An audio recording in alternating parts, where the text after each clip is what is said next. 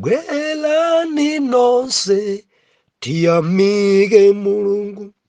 Bwelani nonse tiyamike Mulungu. Bwelani nonse tiyamike Mulungu. Bwelani tsopanoli. Bwelani nonse tiyamike Mulungu. Bwelani nonse tiyamike Mulungu. Bwelani nonse tiyamike Mulungu. Bwelani tsopanoli. Ndikulandileni okondedwa omvera konse kumene muli. Heneleke ichale mtumiki wanu believer lero pa 15 September 2023 sabutopiki udindo wa kholo. Believer tikuwerenga Genesis chapter number 28. Udindo wa atate. Amayi ali ndi udindo. Ndi zimene Mulungu alipatsa lero. Dzulo tinali pano mwana Mulungu. Timanena kuti mdalitso weni. Zilipo dzina biliva nkuwaula kudziko kuno, kuyiwaula dziko. Ena amadalitsika zaka ziwiri, kadalitso konse kaja katha. Kungochuka zaka 5. Anthu bosi kutha zaka 5 zonse zijaso zapita. Kafeki kandalitso. Dzina dzimuka dziyang'ana dzochokera ku midima zija dzokhala ndi expired date kuti utchuka 10 years kenako ukufa, ana ako adzakulukutika kwambiri. Zimene dzachuluka kudziko kuno. Kachuma kukapeza kwa asing'anga kophera. Tukamba zandalitso weniweni mene tayiona dzulo topiki mene. Yakobo kudalitsidwa kweni. Mame akumwamba pa iwe. Mulungu akupase tirigu ambiri. Pamene akulu aja Esau ati udzakhala pakati pa mame. Udzakhala pa zonenepa. Udzakhala ndi moyo ndi lupanga lako. Ende udzakhala kapolo wa mphako. Eti mdalitso mene. Dzina tikamachita kudzilirira timakumana nazo zimenezi. Koma weni mdalitso wa Yakobo. Ana amako akuweramire, akutumikire. Uchite ufumu pa abale yako. Aliyense akangopanga mistake yokukutembelera, kumwamba ndidzathana naye. Akangodzuka wina kukudalitsa, akuyitanisa mdalitso wa kumwamba. Yakobo ameneyo dzochokera m'mimba, kudala kochokera m'mimba, chuma chochokera m'mimba, ufumu ochokera m'mimba, ufulu ndi mdalitso uchokera m'mimba. Uyu adabadwa kuti adzangokhala kapolo basi. Ndi kapolo. Believer, kapolo ndi kapolo. Kutsogolo kuti muona Esau akungodusa mokhwekhwerezeka. Mokhwekhwerezeka mosalongosoka, mabanja osalongosoka, zochitika zobalalika, kapolo. Endi nzochokera simungadzibwezerese idzi. Ola mutati mudzisalire kudya zisidzitheka izi. Hallelujah. Kanzeruka cheka nkunkeratu kumbwambwana. Mwana Mulungu Mdalitso weniweni dzochokera kwa Yawe dzenidzeni. Endi chilichonse chimene ungagwire anthu amachita kudabwa nawe. Kodi akurakara ya dzitumbuwa yomweyi? Kodi akurakara madonasi omwewa? Kodi thobwa yomweyi ndikaunjika yemweyi? Kodi akurakara dzidenje dzomwedzi? Kodi ndi amaloji yomweyi imene akurakara chonchi? Kodi ndi ambewu yomweyi biliva dzochokera m'mimba business iliyonse imene ungayiyambe anthu nkumangudabwa nawe? Amangudabwa nawe. Dziko imafika podzidzimuka. Kodi ndi ulimi omwewu kachewere yemweyi? Ndi mdalitso weniweni adabadwa choncho uyu.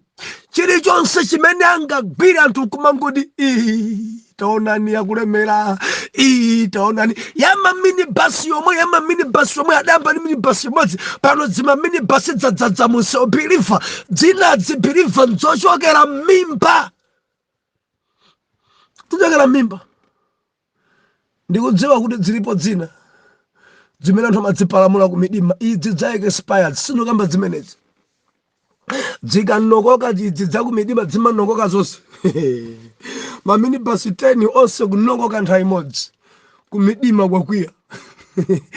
Sing'anga akwiya sakumuonanso yamangodzipheratu zonse zichi. Ndipo akasauka amakhala kusauka kudzakhala ngati kapuntha bwenweni kudzakhala munthu achabechabe kusauka kusawa ngakhale shuga yeniyeni dzakumidima zimenezo. Ende osamadzisilira mwana Mulungu. Haleluya. Mdalitso weniweni tukambadza weniweni. Chilichonse chimene Yakobo akugwira, chilichonse chimene Yakobo akuchita, Mulungu akuchitsogolera. Adzakhala mfulu ndithu. Biliva undivomereza kuti kuli anthu kudziko kuno chilichonse chimene angagwire cholongosoka chilichonse. Ulimi akangotsegula munda chaka chimenecho mvula igwa bwino kwambiri, fertilizerso kupezeka wabwino kwambiri, akachita chisomo ali nadzo kale mpaka nakupasudanso makoponi anthu kumadaba mukumpasabe amene ifukwa cha dzochokera m'mimba. Akakudalisa Mulungu akudalisa kukhala pa ntchito anthu mangodabwa nawe, Yawe atakudalitsa. Biliva lolani ndiwerenge Genesis chapter number 28 verse number 1. Udindo wa makolo kwa mwana. Mbuya mundakhala ndikunena za udindo wa mwana kwa Atate. Takambena zimenezi mbuyomo. Lero ndiloleni ndinene kuti kodi kholo ali ndi udindo wa Atate, ali ndi udindo wanji kwa mwana? Ndikuganiza kuti si topic yatsopano tidakambira napo mbuyomo.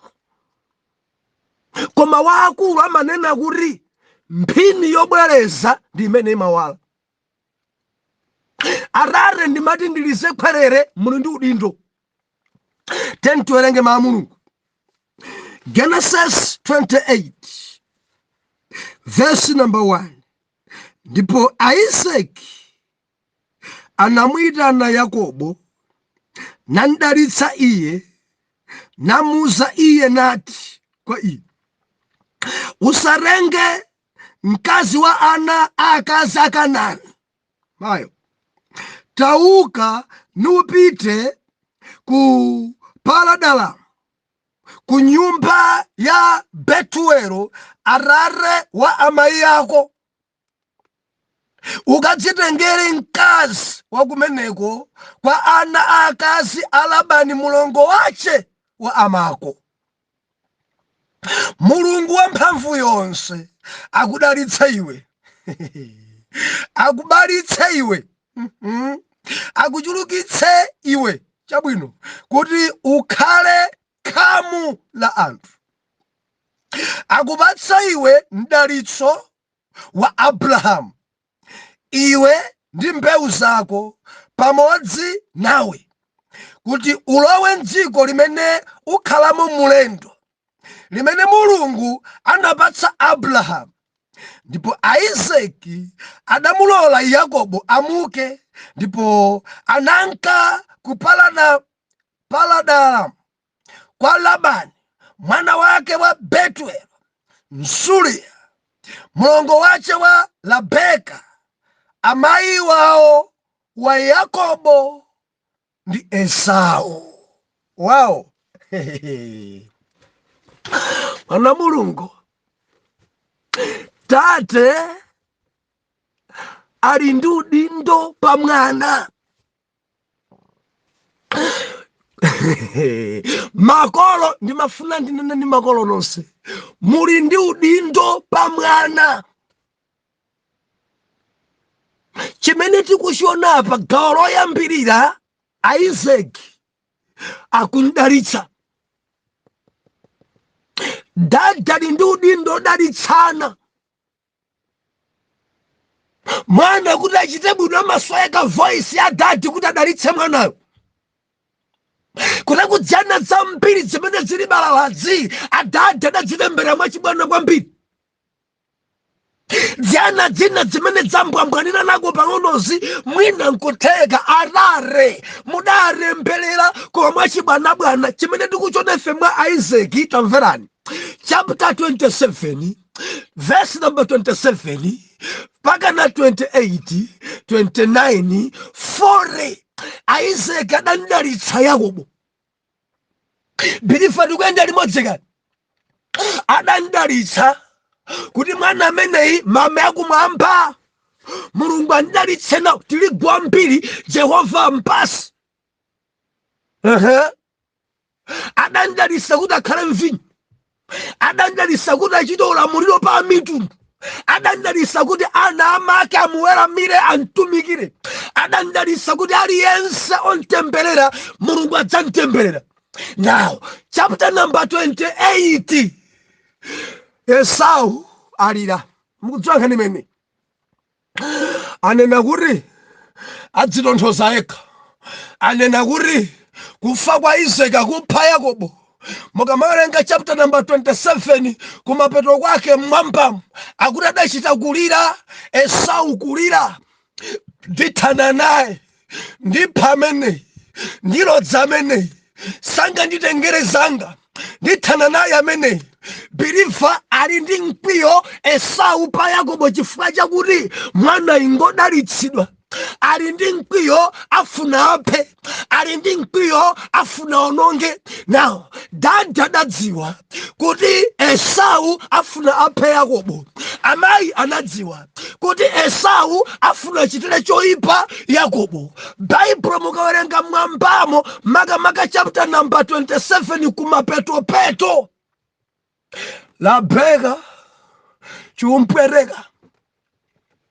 Labeka chikumpwereka. Ayi, ningakhale bwanji opanda Yakobo. Ningakhale bwanji anawiri arakangana choncho onse atasowa. Mtima udabwereka. Ne verse ya kumapeto chapter number 27. Akuti ankadandaula Labeka. Mwana wangayi kodi mkazi akampeza kuri. Kodi arenge anahetiwa. Kodi arenge akasakananiwa. Nyada kampirana Labeka ndi mamuna wake Aisaki. Dzioneka ngati pali udani. Dzioneka ngati pali nkhondo pakati pa Yakobo ndi Esau. Tichite bwanji darling, udindo wakholo. Malemba onena kuti adaitanitsidwa Yakobo. Tabwerani. Yakobo tabwera. Atabwera mpamene dada akulangiza koma sokudalitsa. Gawo loyamba, Aisaki akubwereza mdalitso kwa Yakobo. And umenewo ndi udindo wakholo, udindo wa tate, kudalitsa ana. Ndi udindo wa tate, kuwadalitsa ana. Ndilankhula ndi inu atate nonse. Ana amene mudabalaja akusoweka mdalitso wanu. ana amene mudabereka aja pakamwa panu pazichoka mawu andalitso, pakamwa panu anaja musamatemberere. Nthawi zina khoza kukukhumudwisani, koma musairekeze kuchosa mawu atemberero, chifukwa dzana zina zimene dzakhala dzibandubandudzi Atate anakhumudwa. Chifukwa chokhumudwa adalankhula mawu mu mkwiyo, dere mwana kuyenda mu chimene chocho. Mwana kungukhumudwisani udzaona, udzakulukutika kopya, udzakhala mphawi genuine, udzaonaso. Pano mwana kuyenda mu zimene zozo. Mudzisamala kwambiri ndi mawu ochoka pakamwa panu Atate. Samani nawo ndi mawu ochoka pakamwa panu. Mulangizeni mwana mokhazikika mwabwino. Aisaki akumitanitsa tabwera Yakobo. Atafika la Yakobo akuti akundalitsa. Haleluya. Anamudalitsa. Namuza iye kuri usarenge akazi ana akazi akanani. Akudalitsidwa gawo loyamba. Gawo lachiwiri, dadi udindo wake akulangisa. Akazi ngambiri, kuli mitundu ya mbiri ya akazi. Yakobo mvetsera usadzerekeze upanga mistake. Kukwatira Akanani, kukwatira Ahetiwa, kukwatira ana ayebusiwa. Usadza akunenayi ndi dadi, akuuzidwayi ndi Yakobo. Akundidalitsa nyamata ndi nyamata womvera zimene dadi alangiza. Pali dzana dza mbiri dza makani dza mwano dza ndale. Gogo uluza chaniwe. Iyayi kureku kamwana kakakhala kamakani kwambiri kosamvera tate wake kamwana kukamapulukira kama kumana naso. Aisaki akuti osayerekeze kukwatira Mkanani, osayerekeze kukwatira Muyebusi, osayerekeze kukwatira ana Aheti. Akumusabwa. Baibulo inena kuti madalawo akupitirizabe kudalitsa mwanayo. Akumuzana kuti upite uchoke kuno, upite kwa gogo wako, upite kwa Batu, kumene kukapeza Labani mulongo wako wamako ali ndi ana akazi. Pita ukakwatire kumene kosati ana Akanani. Mwana amasweka kurani kuongoleredwa, kutsogozedwa, chita izi koma usati udzona weka.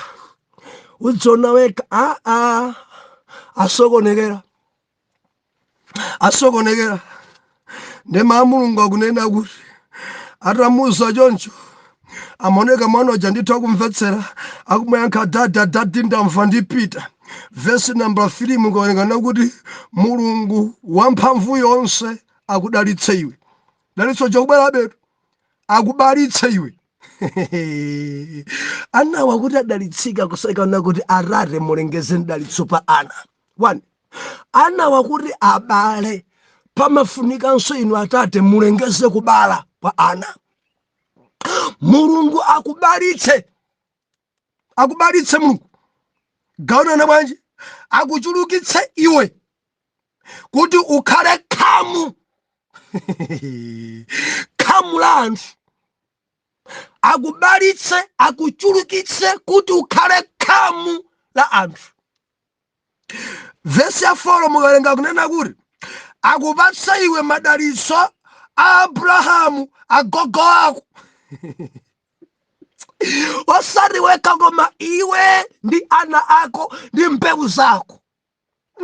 Dadi uyuyu ina kundidalitsa kwambiri. Akundidalitsa kwambiri. Kuti ulowe mdziko limene ukhalamo mulendo, limene Mulungu anapatsa Abrahamu.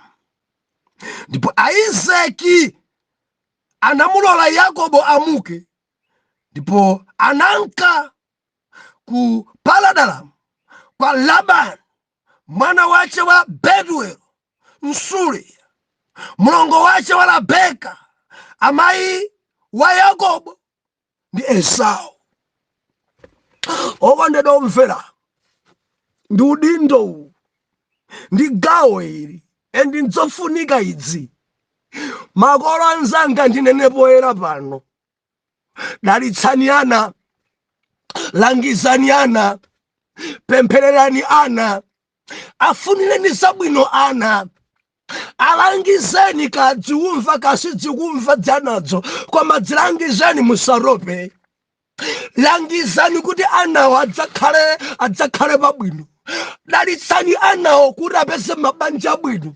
Dalitsani anawo kuti adzabalane. Dalitsani anawo kuti adzakhale chikhamu. Dalitsani kuti asadzakumane mbonaona. Adalitsani kuti adzakhale olemera. Adalitsani kuti adzakhale mdzinthu. Adalitsani ndi udindo wanu. Ndi udindo wanu. Ndi udindo wanu. Mthandizeni koyenera kukwatira. Mthandizeni. Si aliyense amene maso ache aona kuti basakhale mkazi wake. Enawa ndi ana Heti. Enawa ndi ana Kanani awa. Asakopeke nawo. Inda dzipentapente koma asakopeke ni mapentedwe. Chufunika kwa mpiri ndi chankari. Kuteko kudziko kuno ngati mavuto achuluka kwa mpiri kwa anathu masiku anowa. Akamapesa mabanjawa. Birife ichi nchoona ichi. Ana mpiri samvera atate wawo. Tikamanena kuti pita ukakwatire kwa Bethuelo. Pita ukakwatire kwa mayako mulongo wawo. Masiku ano sindikunena kuti mukakwatire mwana wa anti anu. Koma langiso njonena kuti mudzikwatira Birifa. Mudzikakwatira opemphera ndiye mulongo wakoyo. Ndiye m'bale wakoyo. Usamakonde kukwatiranso anthu achikunja. Ayi. Munthu ukambene zachibwenzi muli pa courtship koma kantsikane kokubwera maso kali pyu koledzera zochitika zake zoledzera akungodzikodzera yekha basi amene bwanja amene adzakhala mkazi wanga idzi dzidzakusungani ananu izi.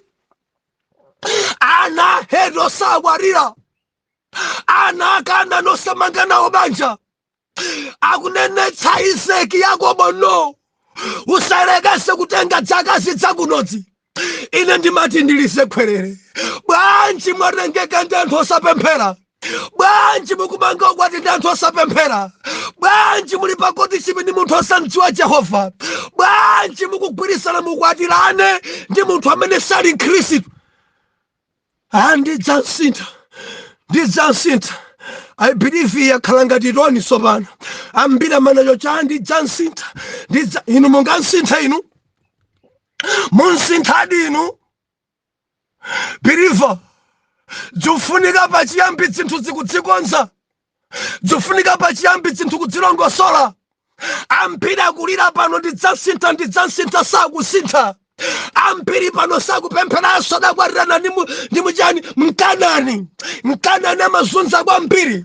Ukasala kudya iye samafuna. Mkanani amazunza kwambiri. Mkani mausiku kupemphera salola. Mkanani amazunza kwambiri. Amazunza kupita ku intercession amakuletsa. Kupita misonkhano amakuletsa. Mkanani amazunza kwambiri. Amazunza kwambiri. Ukachedwa kuchali chini makofi. Mkanani amazunza kwambiri. Ambiri umakhala kapolo. Mugwirizana ndi Mkanani. Kulibeko. Kwa Bethuelo kulibe. Kwadi kuchikhristu kukulibe. Mugwirizana nchibandu chomumange nacho banja. Akuyamba kukugwebani muli pa chibwenzi. Adzakugwebani bwanji mukadzamanga banja. Chamba kuchichola ali pa chibwenzi. Kodi adzachisuta bwanji mukadzamanga banja. Akulephera kulongosoka kuledzera daide ndimo wa muli pa chibwenzi. Kodi chidzakhala chidakwa chopsa bwanji mukadzamanga banja.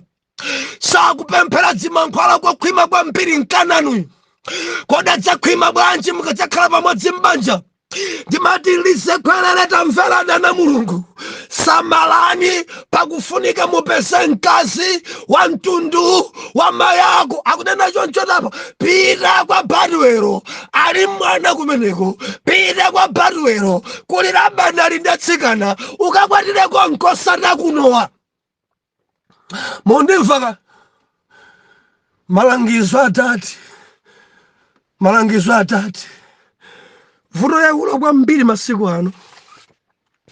Ana ambiri ale lamapesa mabanja ndicho linga chakuti agomesena. Anyamata amene choncho, ndifuna ndipeze mkazi amwene anthu achonge. Ndifuna muchimve chichewachi, ndipeza mkazi anthu mudzi monse muno achonge. Bwana nchali chiwina lese kuchonga, osati akuchonga riya, akutenga mkaziyo kuti anthu achonge. Ndifuna mundi yange akunkonda, akungontenga kuti anthu amveso pweteka, kapena anthu aja agomesa. Amwene nditenga sakumfufudza kuti amene ndi ndani, ndi Muyuda kapena ndi Mkanani, ana Yebusi. Ndikufuna kuti basi nditenga anthu achonge, ndikaenda naye ngati apa anthu adzimvesaso kuti mkazi wa bwana wakuti, mkazi wa Mr. wakuti. Mukunkonda kapena mukufunika kuti mukufuna anthu adzingochonga. Ndi amadzipasa mayina amwene. Ndifuna nditenga amwene namagetsi. Ati mkazi woyera amene nditenga namagetsi amwene, chinkazi choyera mbu, wina aliyese kuchonga nchali chobwanaye, wina aliyese kumangocheuka. Banja yacho ncho simalongosoka, imambwambwana kutsogolo. Nanga si atengera anthu achonge, anthu aja akatha kuchonga, akatha kuagomesa, sibasi zatatu banja chamabwera so bwede zosalongosoka. Adarenga kuti achongese anthu, agomese anthu. Nditenga namagetsi kazoyera. Wina ati ine sintenge namagetsi, ndikufuna nditenge chani namafuwa nakuda amene amwene black. Ine wanga tantenga amwene namafuwa. Akatha kuagomesa anthu ndi namafuwa, chikondi chimazira lanso. Wina ati ine nditenga nasukulu, ndakufuna urate amene ophunzira. Mukutenga nasukulu, iniyo sukulu ilipo.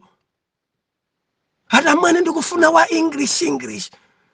Kubwera anzake, aini muli bwanji? I'm feeling under the weather today, meaning I'm not okay. Yeah. Nasukulu mantengai. Cholinga chanu nchani uyu na college. Anthu achonge, anthu agome. Zilongosoka izi. Wina nasukulu iyi amazunza koma nditenga nambuli. Ndi amasakasaka wasapita nkusukulu kwa mabanja ndifuna nambuli. Kodi zilongosoka izi tamvelani adadane na chani? Kodi amene ndi Muyuda, amene ndi wa Labani, mwangu kumana naye kuti muchongese anthu, mwantenga amene nditu haleluya. Ambuye tithandize kwambiri piliva. Dzuchitika chinthu kudziko kuno. Wina banja nditenga nachuma, kufuna mkazi olemera kale, wa shopu yache, wa ntchito yake. Manja tamwene nachuma, ndapeza nachuma imwene, nachuma challenges. Ndamafuna kuti akamkwangwanule tambwali. Adada kuti ba koma akhale Muyuda. Ndi nachuma mfufutse ndi Muyuda, amapembedza nachuma. Ndifuna anthu achonge amwene, ndifuna anthu adziwe amwene. Izi zasokoneza. Nde pali nachuma, pali namphawi, alipo. Wina ati komene nditenga na Mulungu. Leo maina alipo na Mulungu, nde pali nakunja, alipo kudziko kuno. Namba dibwiri ndi nama jani. Nasilimu na madibwili ngwathupi yake nasili mungoonda. Believer, mvetsera mwambi malangizo atate udzachita bwino. Tisiyane pamene mpaka na mande tidzakumaneso pompano. Believer tamvera, mvera malangizo. Udindo wa kholo nkulangiza. Atate lolani kuti malangizo amene tikupasidwa tiyatsate m'dzina la Yesu. Oyera mtima tiyankhe kuti amen and amen.